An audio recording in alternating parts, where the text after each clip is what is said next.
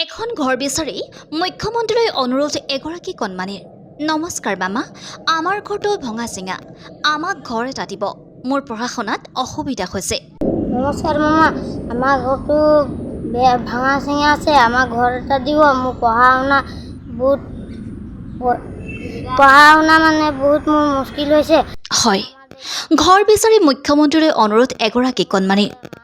আঁচনিয়ে ঢুকি নোপোৱা লখিমপুৰৰ ৰূপহী NC চাউল ধোৱা গাঁৱৰ দৃশ্য এয়া। দৰিদ্ৰতাই কোঙা কৰিছে সুভাষ মুণ্ডাৰ পৰিয়ালটিক। সবকা সাথ সবকা বিকাশ আঁচনিয়ে ঢুকি পোৱা নাই লখিমপুৰ জিলাৰ বগীনদী উন্নয়ন খণ্ডৰ অন্তৰ্গত ৰূপহী NC চাউল ধোৱা গাঁৱৰ বাসিন্দা সুভাষ মুণ্ডাৰ পৰিয়ালটিক, যাৰ বাবে দুৰ্ভোগত জীৱন যাপন কৰিবলগীয়া হৈছে পৰিয়ালটি। ফটা বস্তা, ফটা কাপোৰ, ফটা চিটা তিৰপালেৰে নিৰ্মাণ কৰি সুভাষৰ লগতে পত্নী পুত্ৰসহ 5টি পৰিয়ালে ৰ'দে বৰষুণে বছৰ বছৰ জুৰি দিন কটাই আহিছে এটা সাধাৰণ জুপুৰিতে। খোৱা বোৱা, শোৱা পঢ়া ইত্যাদি সকলো উক্ত জুপুৰিটোতে। বহুদিন ধৰি সুভাষৰ অসুস্থতাৰ হেতুকেই পত্নীয়ে বাগানত কাম কৰি পৰিয়ালটি কোনোমতে পোহপালি আহিছে। পঢ়া শুনাত থকা খোৱাত অসুবিধাৰ হোৱাৰ হেতুকে পৰিয়াল হৈ সুভাষৰ পুত্ৰ সঞ্জয় মুখ্যমন্ত্ৰীলৈ কাটৰে এটি ঘৰ বিচাৰি এনেদৰে অনুৰোধ জনাইছে। নমস্কাৰ মামা, আমাৰ ঘৰটো ভাঙা চিঙা আছে, আমাৰ ঘৰ এটা দিব। মোৰ পঢ়া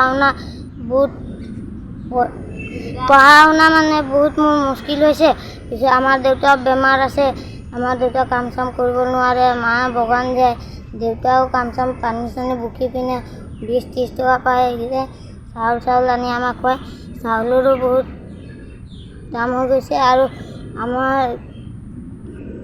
স্কুল যোৱাটো নহয়, এইটো বেগ চেক পূৰা মানে, আৰু শুবলৈ ৰাতি পূৰা বৰষুণ দিয়ে, তেতিয়া আমি শুব নোৱাৰোঁ, সেই কম্বল লেখাই মেলিয়ে শুব আৰু।